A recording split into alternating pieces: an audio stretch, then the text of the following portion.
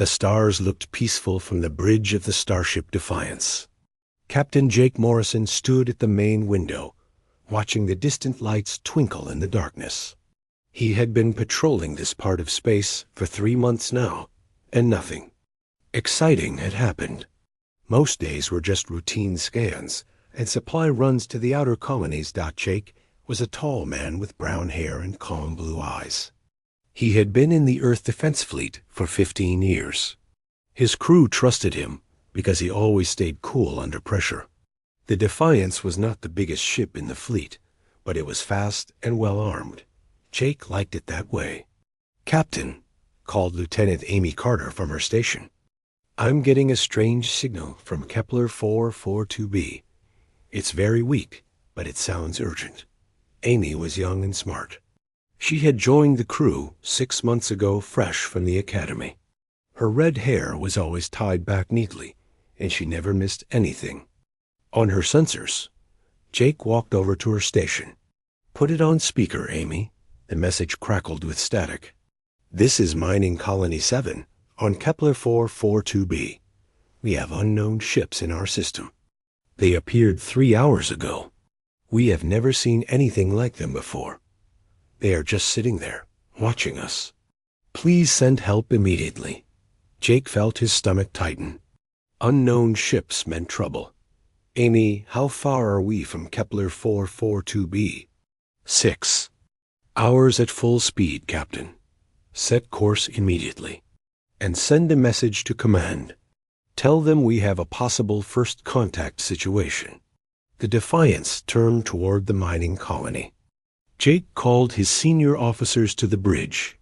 Chief Engineer Rick Taylor arrived first. He was a big man with grease under his fingernails and a smile that could fix any problem.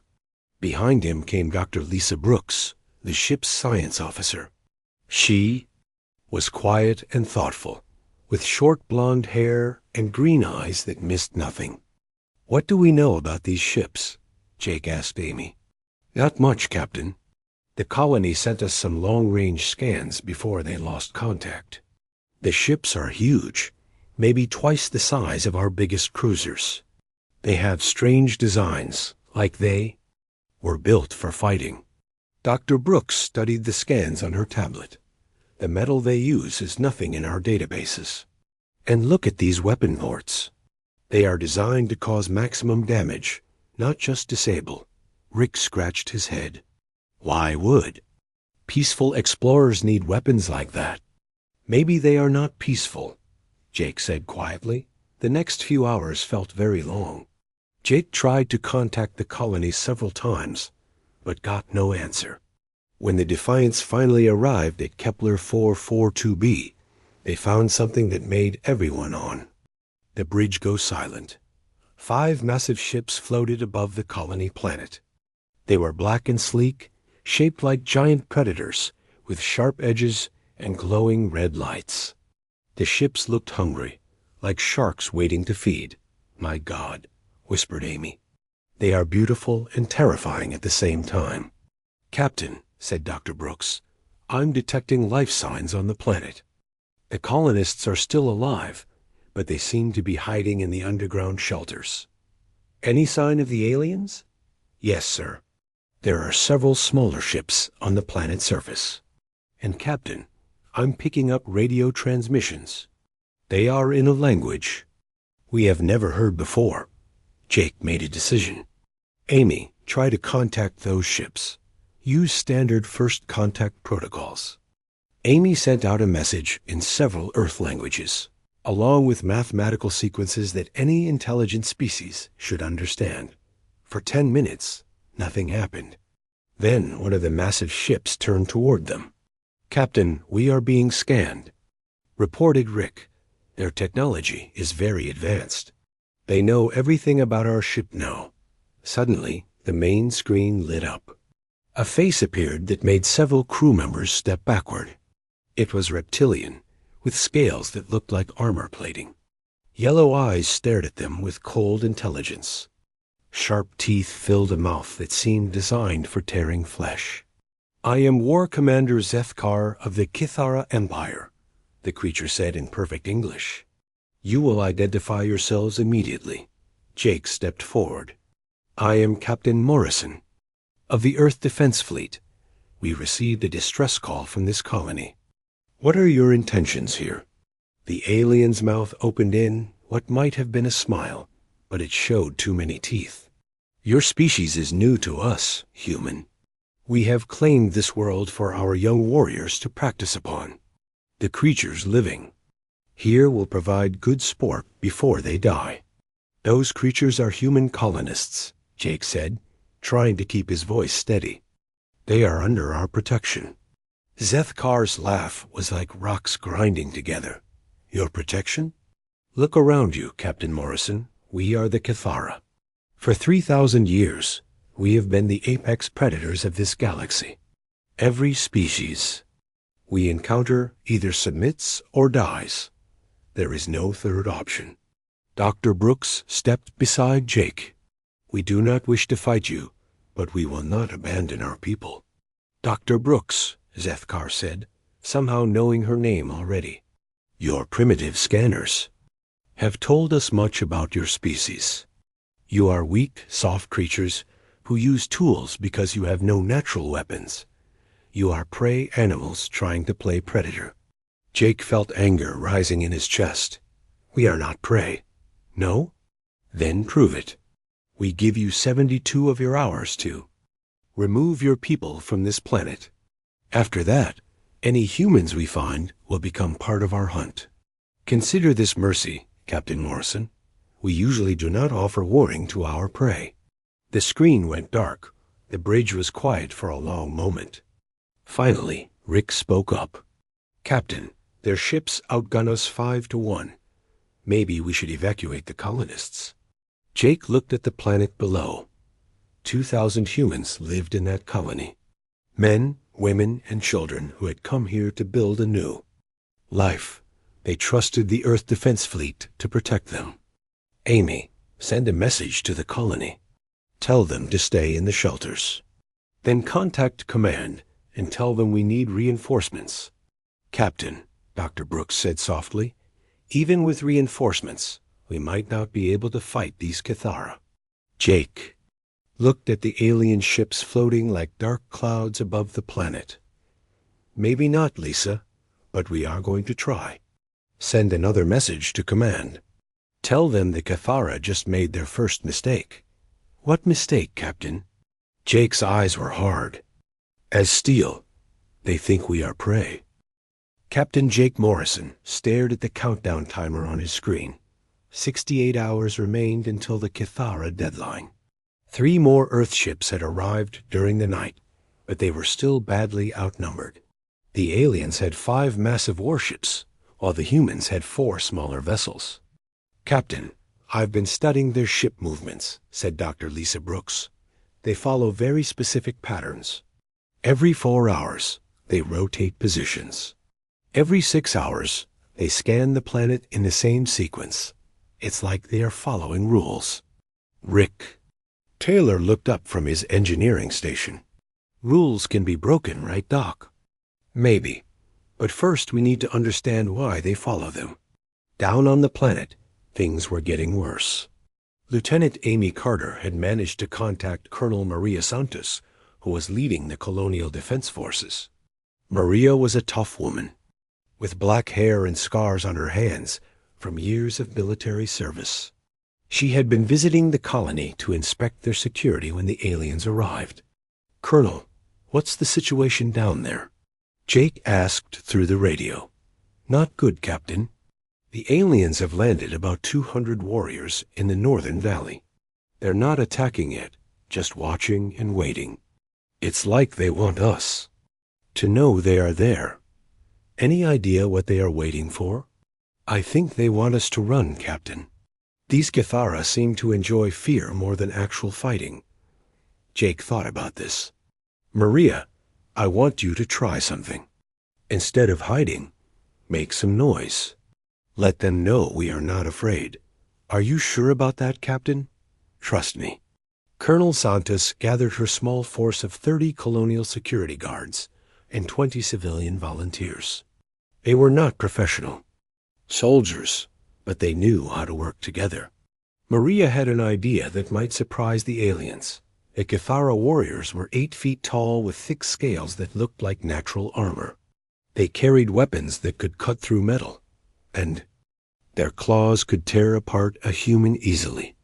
But they moved slowly and carefully, like they expected their enemies to wait politely to be killed. Staff Sergeant Ben Parker was a mining engineer who had joined the Defense Force. He was small and quick, with hands that knew every tunnel under the colony. Ben had noticed something important about the aliens. "Colonel," he whispered to Maria, "they always attack from the front, never from the sides or behind. And they always announce themselves with those roars, like they want a fair fight." "Exactly. But we don't have to fight fair." Maria smiled. These Cathara had never fought humans before. They were about to learn. Something new. The attack came at dawn. The Cathara warriors marched toward the main colony, building in perfect formation, roaring their battle cries. They expected the humans to meet them with whatever weapons they had. Ben die bravely, but USELESSLY. Instead, the building appeared empty. The aliens advanced carefully, confused by the lack of resistance. Their leader, a massive warrior with golden scales, gestured for his troops to spread out and search. That was when Ben Parker's plan began. Explosions erupted under the aliens' feet. Not enough to kill them through their armor, but enough to knock them down and confuse them. The bombs were made from mining equipment, placed in tunnels that the Cathara did not know existed. While the aliens struggled to stand, human defenders appeared on rooftops and behind barriers, firing at the gaps in their armor. The Cathara roared in anger and charged, but the humans disappeared again, using the colony's buildings and underground passages. "They fight like cowards," snarled the golden-scaled leader. But his warriors were getting hurt, and none of the humans were staying still long enough to be caught. Colonel Santos watched from the command center. "Ben, how many aliens are down?" "6 wounded, 2 dead." "But Colonel, they are getting angry." "Really angry." "Good. Angry enemies make mistakes." In space, Captain Morrison was watching the battle through satellite feeds. "Lisa, are you seeing this?" Dr. Brooks was studying the Cathara ship formations. "Captain, their ships are moving out of position. They want to help their warriors on the ground, but they can't without risking damage to their own people." "Brick, what do you think of their weapons?" Chief Engineer Taylor had been analyzing the alien technology. "Powerful, but designed for show. As much as destruction. Look at those energy patterns. Half the power goes into making scary light effects. They want their enemies to be afraid before they die." Jake realized. Amy Carter was monitoring Cathara communications. "Captain, I'm picking up arguments between their ships. The one in command is getting angry reports from the ground." Jake made a decision. "All ships, prepare for attack formation. We are going to hit them while they are distracted." "Captain, are you sure? Their weapons still outpower ours." "Maybe, but they have never fought anyone who hits back intelligently." The 4 human ships moved toward the Cathara fleet. Instead of the expected frontal assault, they split up and approached from different angles. The Defiance and its sister ship targeted the lead vessel, while the other 2 ships went after the flanking positions.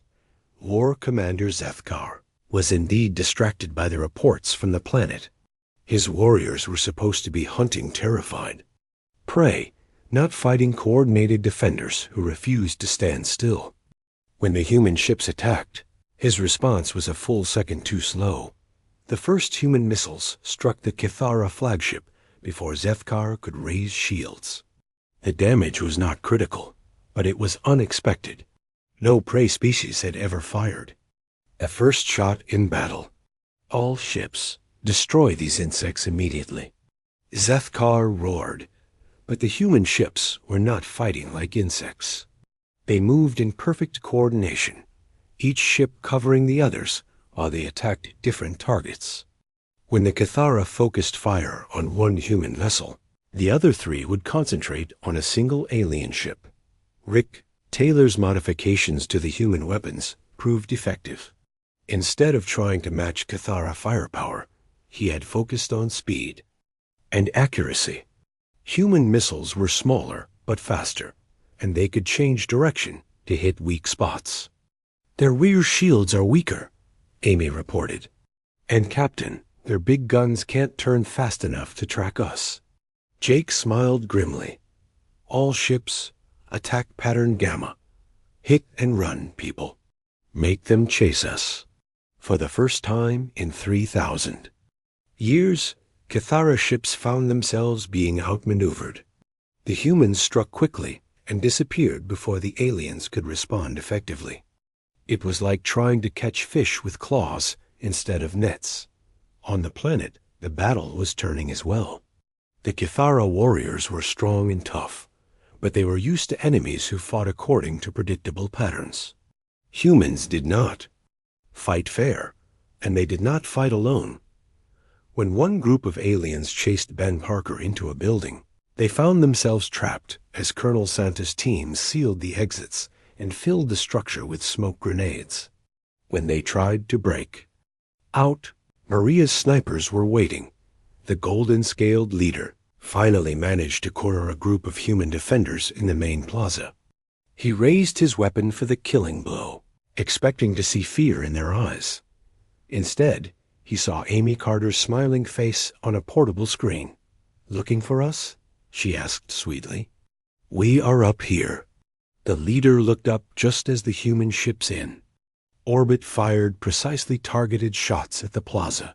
The aliens barely escaped as the ground exploded around them. War. Commander Zethkar watched his perfect battle plan fall apart. His ships were damaged, his warriors were confused, and the prey. Animals were acting like predators. "Retreat," he commanded, his voice full of disbelief.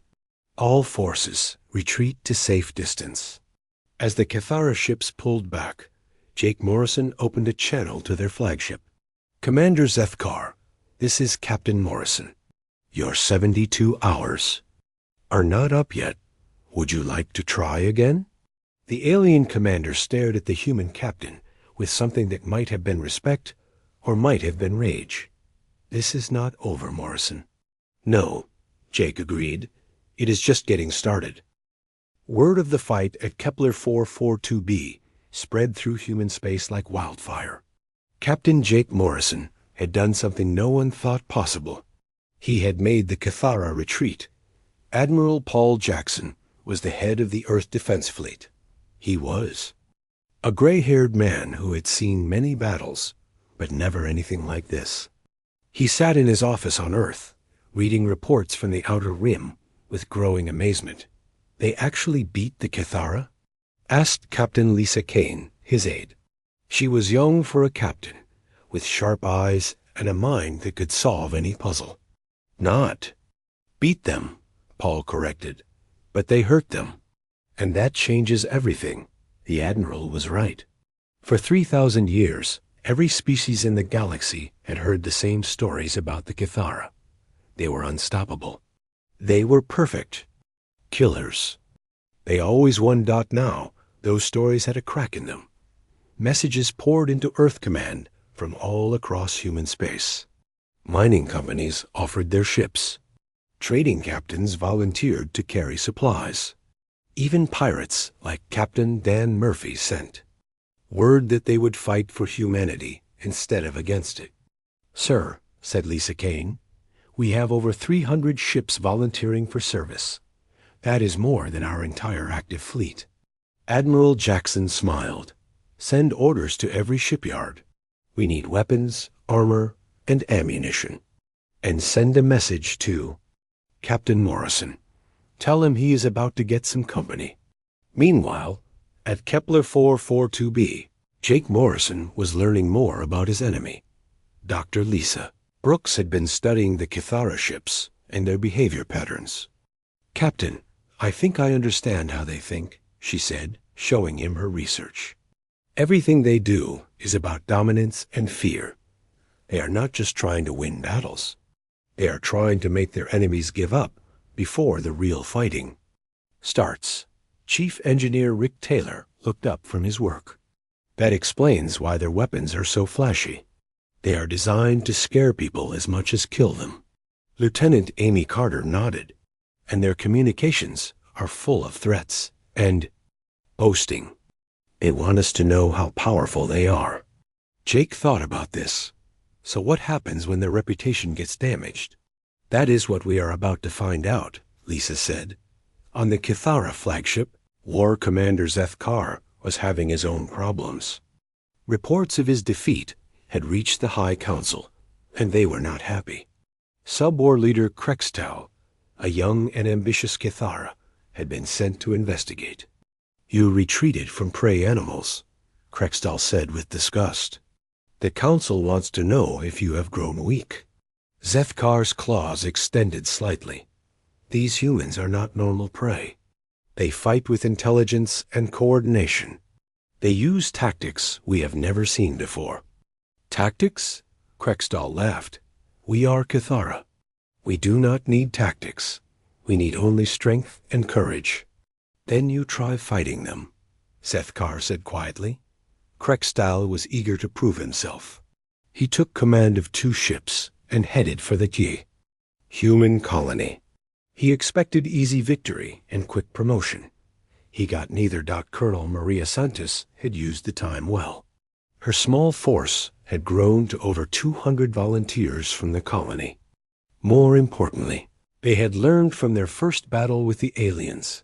Staff Sergeant Ben Parker had mapped every tunnel, cave, and hiding place within 50 miles of the colony. Dr. Sarah Davis, the colony's medical officer, had studied the alien biology and found their weak points. Even the children were helping, acting as scouts and messengers. Colonel, reported Corporal Jim Ross, alien ships approaching from the north. 2 big ones. How many warriors? Looks like about 400, twice as many as last time.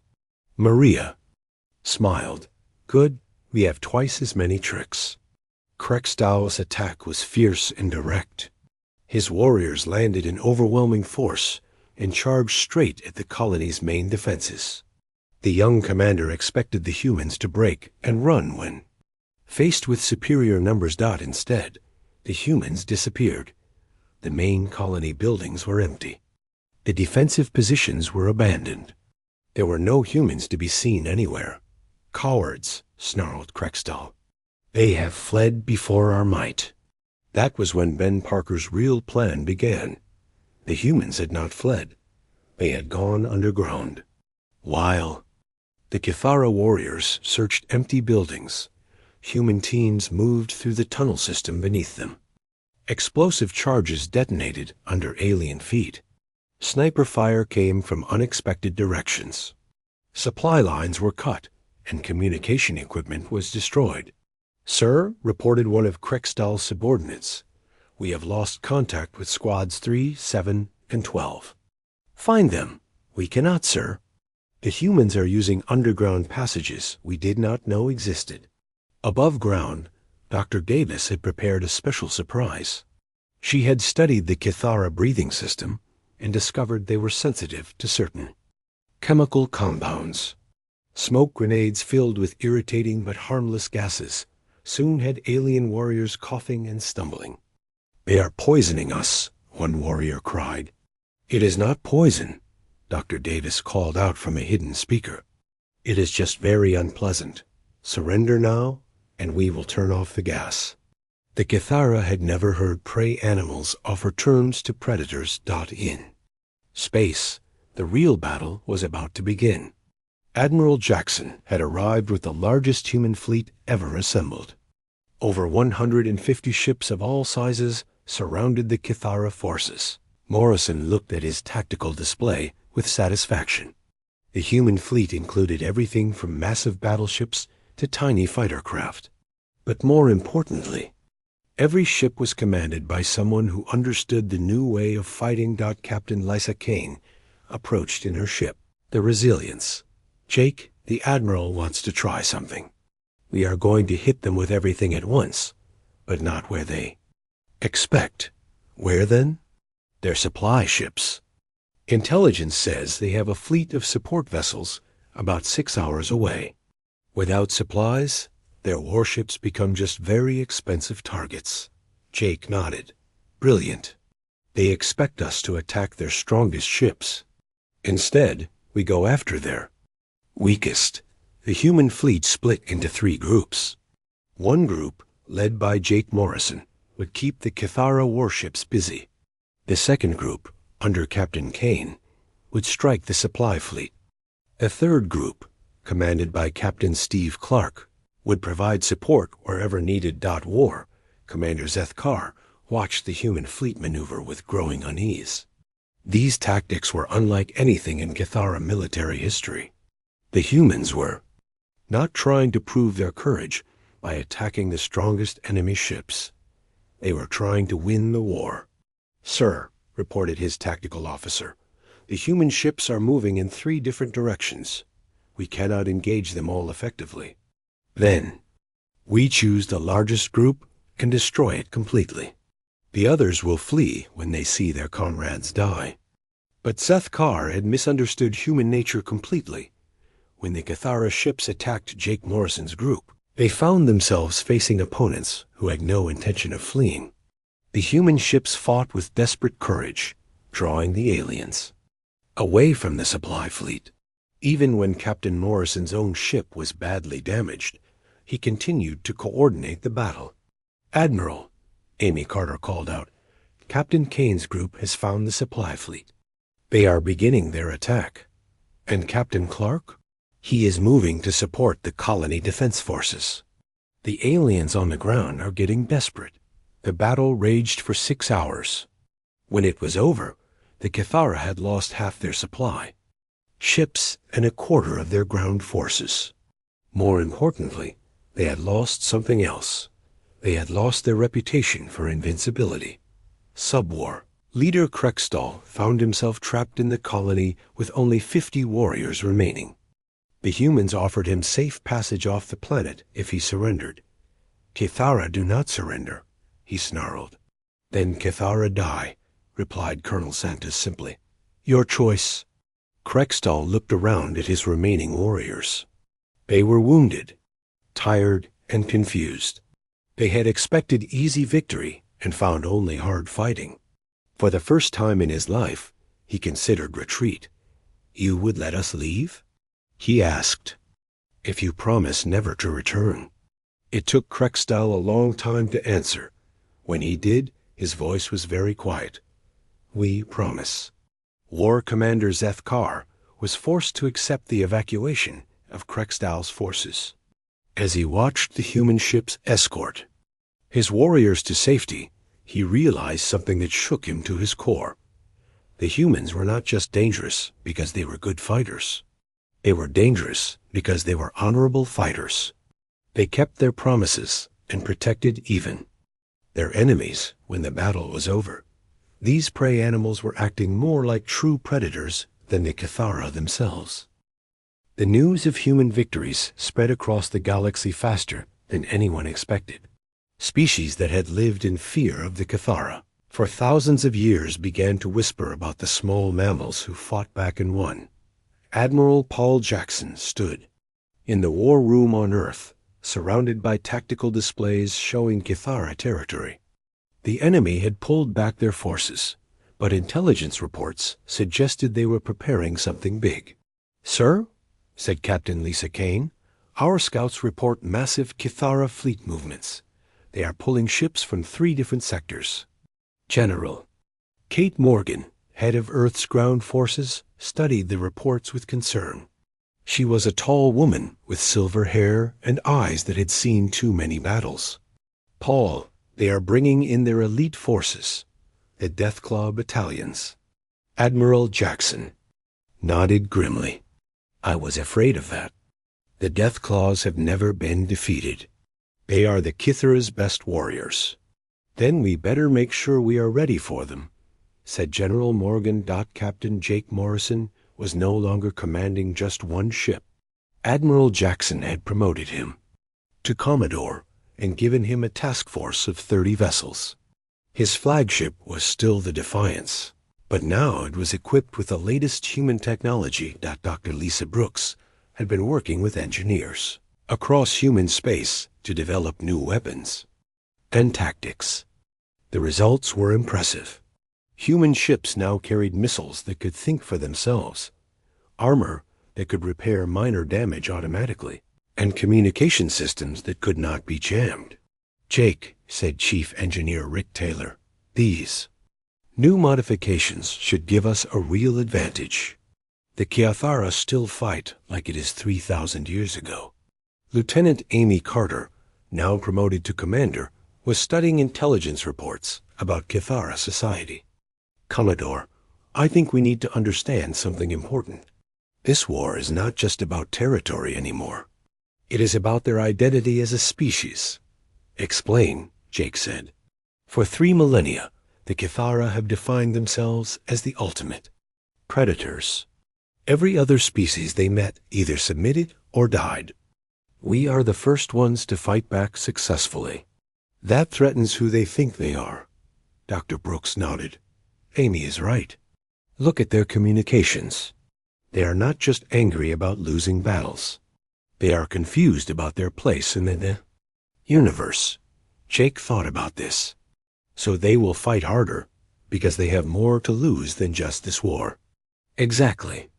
They will fight to the death rather than admit they are not the apex predators they believe themselves to be." The Kithara response came sooner than expected. War Commander Zethkar had been relieved of command and faced execution for his failures. In his place came Arch-War Commander Vexthan, a massive Kithara with black scales and scars from 100 battles. Vexthan brought with him the largest Kithara fleet ever assembled, 500 warships and 50,000 of their best warriors. He also brought something else that worried human intelligence experts. "Commodore," reported Commander Amy Carter, "they are not just bringing soldiers, they are bringing their young." "Their children?" Jake asked, confused. "Not children exactly. Young adult Kithara who have never fought in battle. This appears to be some kind of coming-of-age ritual for their entire species." Dr. Brooks understood first. They are making this war about the survival of Kithara culture itself. Win or lose, their young warriors will either prove their species' dominance or die trying. General Kate Morgan arrived at the Outer Rim with 200,000 human troops and support personnel. Unlike the Kithara, who saw this as a ritual combat, the humans approached it as a problem to be solved efficiently. "Jake," she said during their strategy meeting, "the Kithara expect us to meet them in traditional battle formations. Ship against ship, warrior against warrior. But that is not how humans fight," Jake replied. "Exactly. We fight to win, not to prove how brave we are." The human strategy was unlike anything seen in galactic warfare. Instead of meeting the Kithara fleet in open battle, they used hit-and-run tactics to wear down the enemy over time. Human ships would strike quickly, then disappear before the aliens could respond effectively. Captain Lysa Kane led a group of fast ships that specialized in attacking Kithara supply lines. Captain Steve Clark commanded heavy fighters that could punch through alien defenses and escape before retaliation. Commander Ben Parker, promoted from the Colonial Defense Force, led special operations teams that infiltrated Kithara bases. The results confused and frustrated Arch-War Commander Vexthan. His forces were being defeated in small pieces, rather than glorious battle. Young Kithara warriors, who expected to prove themselves in honorable combat, found themselves fighting an enemy that refused to stand still and be killed. "These humans fight without honor," complained one of his sub-commanders. "Honor is a luxury prey animals cannot afford," Vexthan replied. But privately, he was beginning to wonder if the humans were really prey at all. The turning point came when human forces launched Operation Backfire. instead of defending human territory and waiting for Cathara attacks. Admiral Jackson ordered simultaneous strikes against 15 different Cathara military installations. The attacks were perfectly coordinated, while Cathara forces were concentrated. In one area preparing for a massive assault, human teams hit their bases, supply depots, communication centers, and training facilities across dozens of star systems. Dr. Brooks had spent months analyzing Cathara military structure. She discovered that their rigid hierarchy meant that disrupting command centers caused cascade failures throughout their entire military organization. Take out their regional commanders, she advised, and their subordinates will not know what to do. The strategy worked better than anyone hoped. Within 48 hours, Cathara forces across 3 sectors were in disarray. Young warriors who had been trained to follow orders found themselves cut off from their commanders. Veterans who expected to lead glorious charges found themselves fighting desperate defensive actions. Commodore Jake Morrison led the attack on the main Cathara fortress world of Kethvol Prime. The planet had never been attacked in 2,000 years. Its defenses were designed to repel traditional assaults by inferior species. They were not designed to handle humans. "Amy, what are we looking at?" Jake asked as they approached the planet. "Massive defensive installations, but they are all pointed outward to stop invasion fleets. The surface defenses are lighter because they never expected anyone to get past. The orbital platforms. Rick, can we get past those platforms?" Chief Engineer Taylor smiled. "Not past them, Commodore. Through them." The human attack plan was typically unconventional. Instead of trying to destroy the orbital platforms, they captured them. Small teams of Marines infiltrated the stations, while human ships provided distraction. Once inside, the humans turned the Kithara's own weapons against their other defenses. The battle for Kethvol Prime lasted 3 days. When it was over, the humans controlled the orbital space around the most important Cathara military world. More significantly, they had captured thousands of young Cathara warriors who found themselves prisoners instead of heroes. Arch War. Commander Vex then faced a choice he had never imagined. He could continue fighting until every Cathara was dead, or he could do something no Cathara commander had ever done. He could admit that his species was not invincible. The message came through official diplomatic channels, something the Cathara had never used before when dealing with prey species. "Human leaders," the message began. "Arch War Commander Vex then requests negotiations for the exchange of prisoners and discussion of territorial boundaries." Admiral Jackson read the message twice before he believed it. "Lisa, are they surrendering?" Captain Kane shook her head. "Not surrendering, sir, but they are admitting we are equals. For the Cathara, that might be even harder than surrendering." "General." Morgan smiled grimly. "Good, because we are not done teaching them lessons yet. The war was not over, but something fundamental had changed. For the first time in 3,000 years, the Cathara were fighting opponents they could not intimidate, could not overwhelm, and could not understand. And deep in their genetic memory, an ancient instinct was awakening. The instinct that told predators when they had encountered something more dangerous than themselves. The Galactic Council had not met in emergency session for over 1,000 years. The great hall on the neutral world of Nexus Prime filled with representatives from hundreds of species, all wanting to witness something that had never happened before. The Cathara were coming to negotiate. Admiral Paul Jackson walked into the hall wearing his best uniform, but his mind was on the reports coming from the Outer Rim. Even while peace talks were beginning, both sides continued to prepare for war. Trust would take time to build.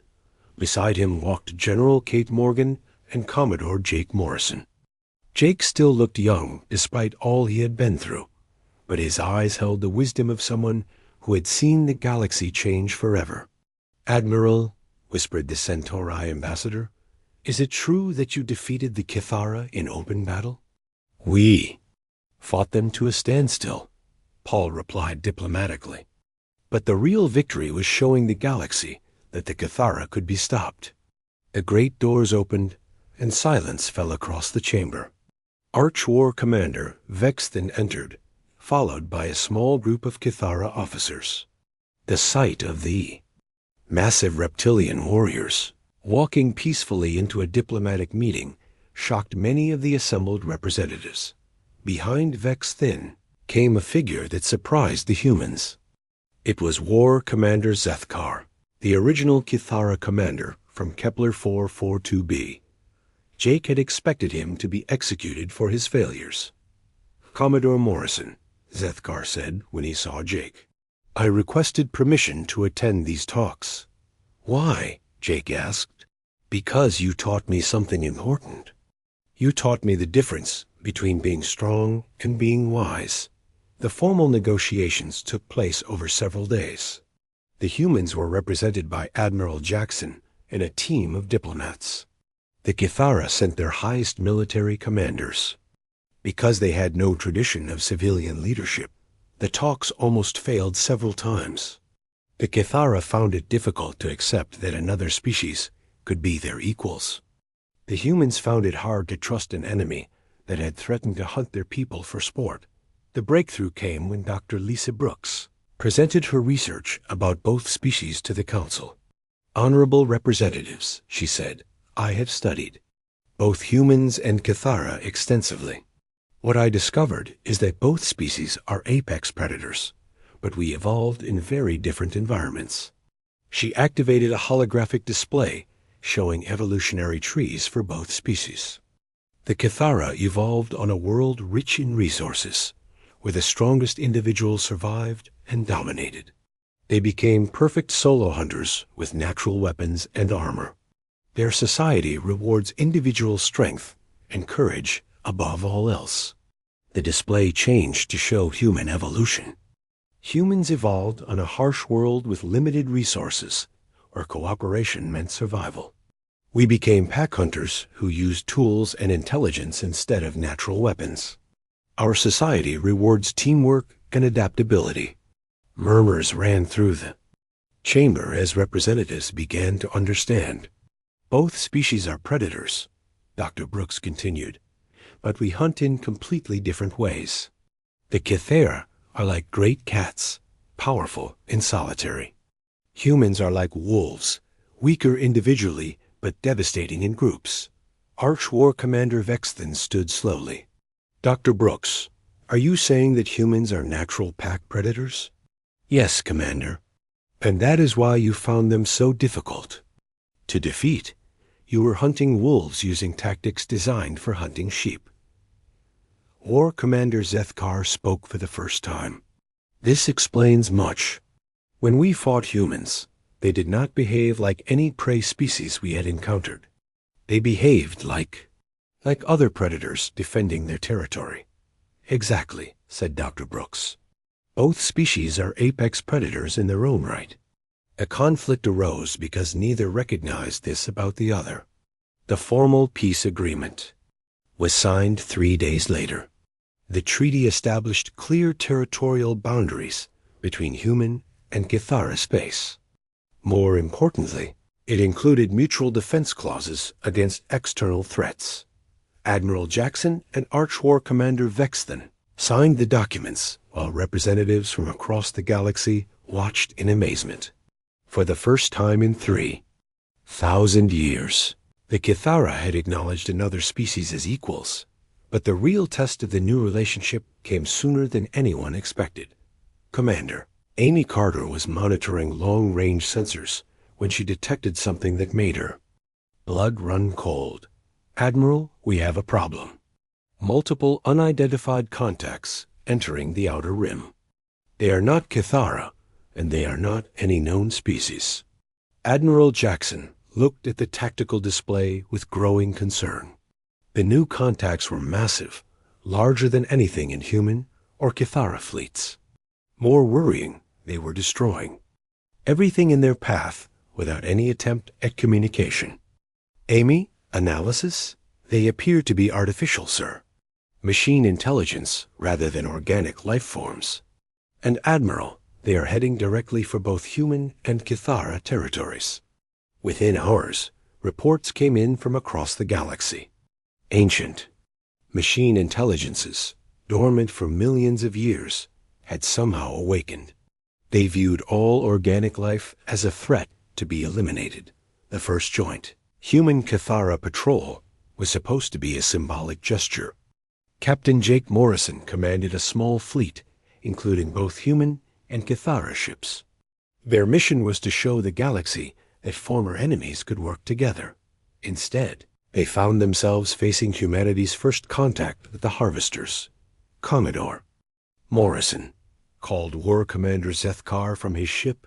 These machine creatures are unlike anything we have fought before. Agreed, Commander. They do not respond to threats or offers of negotiation. They just attack. The battle was brutal. The Harvesters had weapons that could slice through both human and Kithara armor with ease. Their ships regenerated damage almost instantly. Traditional tactics seemed useless against them. Jake called Captain Lisa Kane from the Resilience. We need a new approach. These things adapt to whatever we throw at them. That was when something unexpected happened. The human and Kithara crews began working together without being ordered to do so. Human tactical intelligence combined with Kithara. Individual courage created a fighting force unlike anything the galaxy had seen. Chief Engineer Rick Taylor found himself working with Kithara technicians to modify weapon systems. Dr. Lisa Brooks collaborated with Kithara scientists to analyze harvester technology. Former enemies became partners in survival. Commodore, reported Amy Carter, the combined tactics are working. Human coordination with Kithara strength is giving us an advantage. The joint fleet managed to defeat the Harvester scouting force, but everyone knew it was just the beginning. The machines had sent probes throughout the galaxy. Soon, much larger forces would arrive. Commander Zethkar, Jake said after the battle, it looks like we are going to need each other. Indeed, Commodore Morrison. But I find myself wondering, if this was always meant to happen. What do you mean? Perhaps the galaxy needed both kinds of predators. Solitary hunters like my people, and pack hunters like yours. Perhaps we were meant to fight together, not against each other. 6 months later, the first joint training exercises were held. Human Marines learned Kithara combat techniques, while Kithara warriors studied human tactics. The results exceeded everyone's expectations. Commodore Morrison found himself commanding a task force that would have been impossible to imagine a year earlier. Human ships provided coordination and technical innovation. Kithara vessels contributed. Raw firepower and individual heroics. Together, they formed a fighting force that could face any threat. Amy, Jake said as they prepared for another patrol, do you think we would have found a way to work with the Kithara if the Harvesters had not appeared? Commander Carter considered the question. Maybe not, sir. But I think Dr. Brooks was right. We are both predators, just different kinds. Sooner or later, we would have figured out that we are stronger together than apart. General Kate Morgan reviewed the latest battle reports with satisfaction. Human and Kithara forces were learning to fight as a unified military. The machines had intended to destroy all organic life in the galaxy. Instead, they had created the most dangerous alliance in galactic history. The final scene of this chapter in galactic history took place on a small world at the edge of known space. A combined human-Kithara colony had been established to test whether the two species could live together peacefully. Jake Morrison, now promoted to Admiral, walked through. The settlement with War Commander Zethkar, now his counterpart in the Joint Defense Force. They watched human children playing with young Kithara, learning each other's languages and customs. Admiral, Zethkar said quietly, my people called ourselves the apex predators of the galaxy for 3,000 years. And now, Jake asked. No, I think we were wrong. We were not the apex predators. We were just predators who had never met other apex predators. Until now. Yes, until we met the pack hunters from Earth, who taught us that true predators do not hunt for dominance. They hunt for survival, and sometimes survival means hunting together. In the distance, combined human Cathara patrols kept watch for harvester activity. The galaxy had learned that it contained not one apex predator species, but two. And when apex predators hunted together, nothing in the universe could stand against them. The fearless galactic predators had finally met their match, not in another species trying to defeat them, but in another species willing to hunt beside them.